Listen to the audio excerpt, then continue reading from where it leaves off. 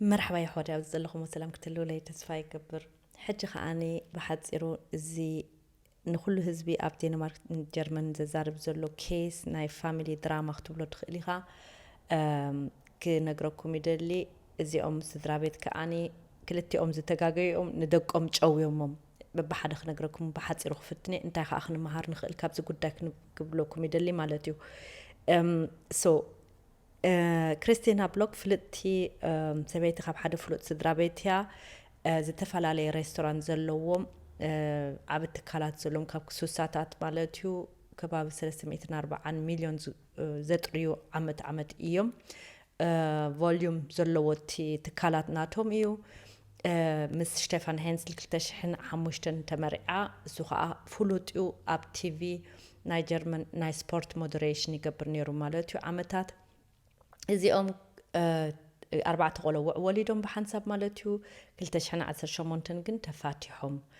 ኣሎራ ድሕሪኡ ምስ ናበቦኦም ይኸዱ ነይሮም ኣብ ሞንጎ ግን ኣቦኦም ናብ ዴንማርክ ቀይሩ 2021 ከኣኒ ንቀዳመ ሰንበት ኢሉ ደቁ ይኸዱለው ክልተ ደቁ ማለት እዩ ካብቲኦም ኣርባዕተ እቲኦም ክልተ ንኣሽቱ ምስዲኦም እዮም ተሪፎም እቲኦም ዓበይቲ ከዓ ሓደ ዓብ ቆልዓ ምስዲኡ ሓደ ዓብ ቆልዓ ከዓ ምስብኡ ወሲኑ ማለት እዩ መሪፁ ባዕሉ እቲኦም ክልተ ግን ኣብ ቀዳመ ሰንበት ይመላለሱ ነይሮም ማለት እዩ ስለዚ 2021 ንቀዳመ ሰንበት ኢላስ ወሲድዎም ማለት እዩ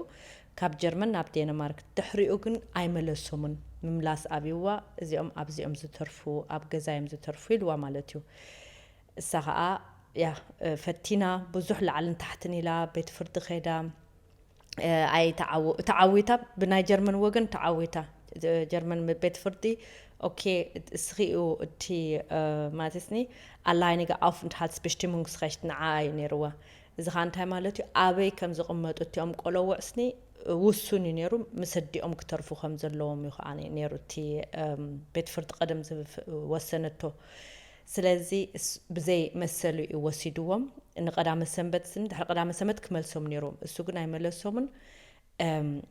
ምስ ከሰሰት ከዓ ጀርመን ንዓኣ ንዕኡ ረቲዖሞ ማለት እዩ ዴንማርክ ግን ነቲኦም እሱ ከዓ ዴንማርክ ከዓ መሊሱ ኬስ ከፊቱ ማለት እዩ ኣብኡ እቲ ኬስ ከዓ ኣብቲ ዴንማርክ ከዓ ተፈሪዱ እቲኦም ቆለውዕ ኣብዚ ሕሸና ኢሎም ኢሉ በሳይኮሎጂክስ ኢሎም ሓቲቶሞም ኣበይ ሕሸኩም ዳቦኹም ዶ ወይ ምሰዲኹም ሕሸኩም ኢሎም ምሰቦና ኢሎም ማለት እዩ ድማ ከዓ እቲ እሱ ከዓ ዝነበረስ ጽቡቕ ኣይተዕብዮምንያ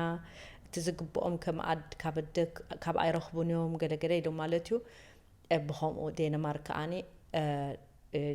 ኣብዚ ክተርፉለዎም ኢላ ማለት እዩ ስለዚ ክልተ ፍርዲ ነይሩ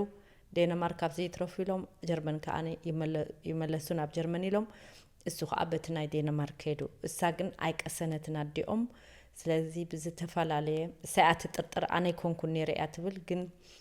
ቀጻሊ ብስልያ ክንደያ ሸሓት ከፊላ ያ ይስለዩ ነይሮም ኣነ ይኮንኩን እያ ትብል ግን ከምኡ እዩ ዝብል እቲ ሰብ ማለት ፍሉጥ እዩ መንዳእ ክስልዮም ክንድዚ ግን ሓደ ግዜ ከማን ዝተፈላለየ ካሜራ ተረኺበን ኣብቲ ጃርዲናቶም ኩሉ 24 ሰዓት ሰብ ከም ዝከታተሎም ማለት እዩ ብካሜራ ስለዚ ብኸምኡ ከዓ ድሮ ከሲሱ ነይሩ እዩ ድሕሪኡ ሕጂ ግን ኣብ ዝቐረባ ግዜ 2023 ሓድሽ ዓመት ማለት እዩ ናብ 2024 እሳ ዘይኮነት ሰባት ከይዶም ናብኡ ዓባይ ማኪና ሒዞም 6 ሰባት ሓደ ወዲ እስራኤል ናይ ቀደም ስልያ ዝነበረ ኤጀንት 5 ሰባት ከዓ ኮይኖም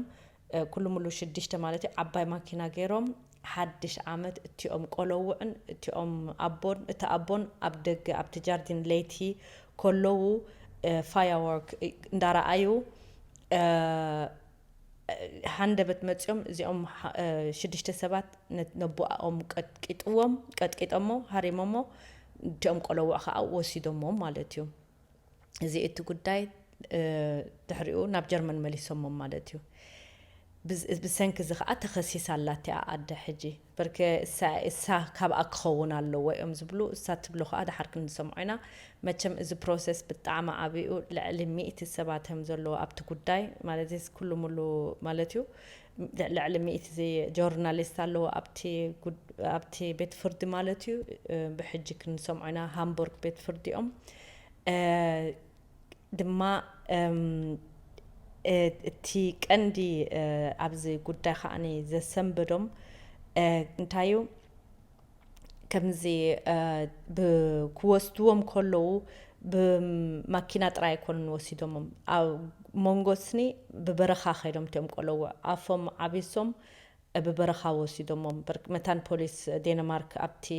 ዶብ ጠጠው ከየብልዎም ከይስኒ ብበረኻ ሓሊፎም እቲ ዶብ ሰጊሮሞ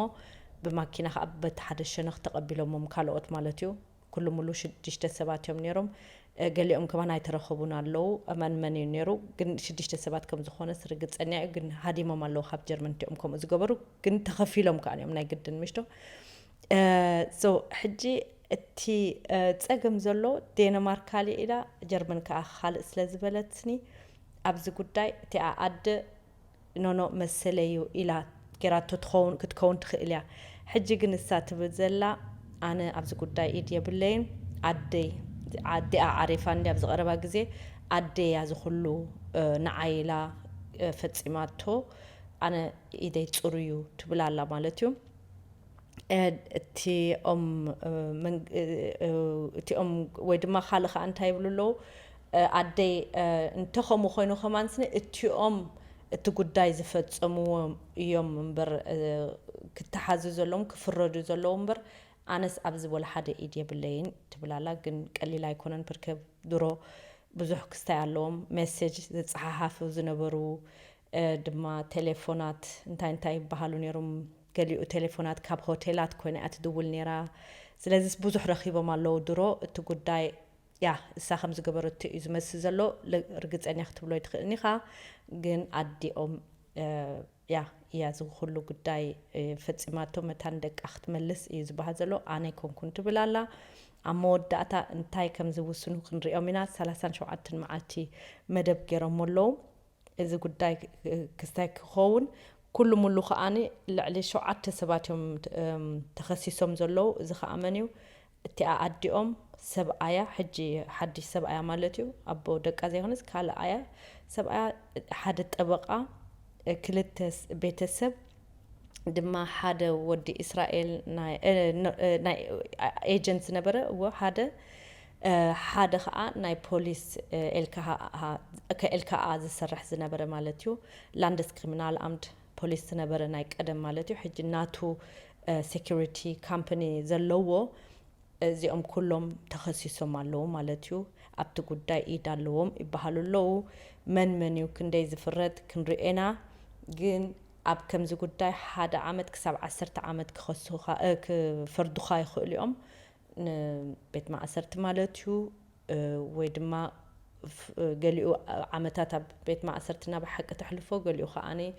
ኣብ ደገ ከለኻ ግን ዝከታተሉኻ መንግስቲ ማለት እዩ ከምዚ ኣፍ ቢቬሩንግ ይበሃል እዚ ከዓኒ ማለት እዩ ክትወፅእ ትኽእል ኢኻ ገሊኡ ዓመታት ማለት እዩ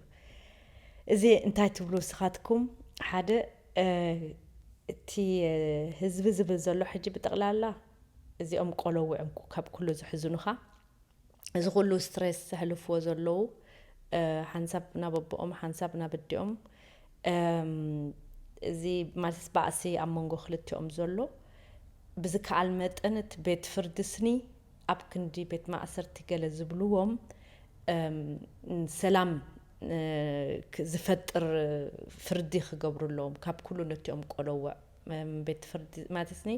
እሳ ከም ኣደ ቀሊል ኣይኮነን መንግስቲ ጀርመን ከዓኒ ናትኪ መሰሊ እንዳበላ ሱቕ ክትብልስኒ ከቢድዋ ይኸውን ስለዚ ስኒ ካብቲ ከቢድ ሕጊ ክትወፅእ እቲ ጉዳይ ተስፋ ንገብር እዮም ዝብሉ መብዛሕቶም ንሰላም ንደቆም ከዓ ካብ ኩሉ በርከ ክሳብ ሕጂ ስኒ ክንደይ ስትረስ ሕሊፎም ኣለዉ እዚኦም ሕጂ ዝተጨወዩ ኣብዚ እዋን እዚ ሓደ ወዲ 11 ሓደ ቆልዓ ከዓ ወዲ 14 እዩ بحجة كمان حدا قول أخصم وقم انتاي خمزبل مالتيو سلازي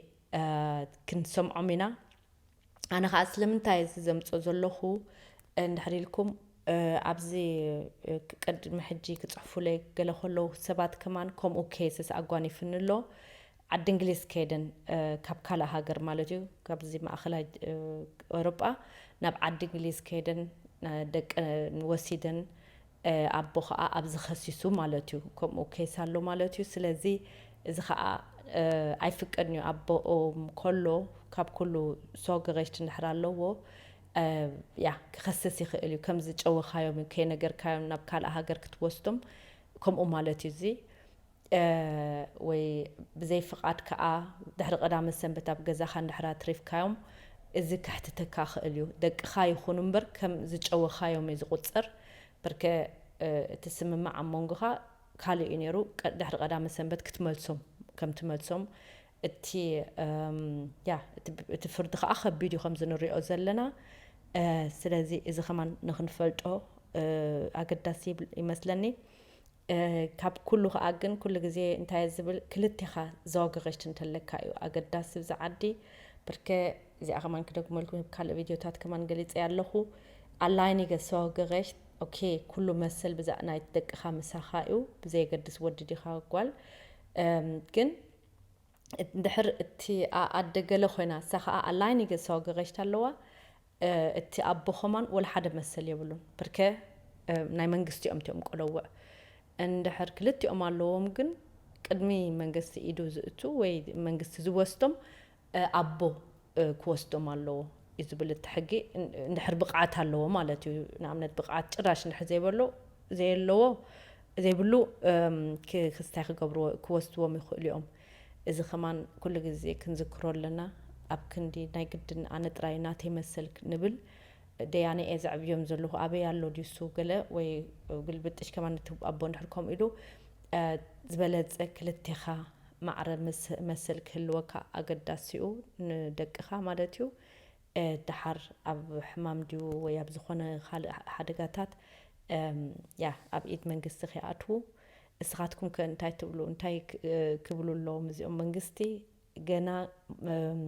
تي كيس أي تعطونا له كبابي ديسمبر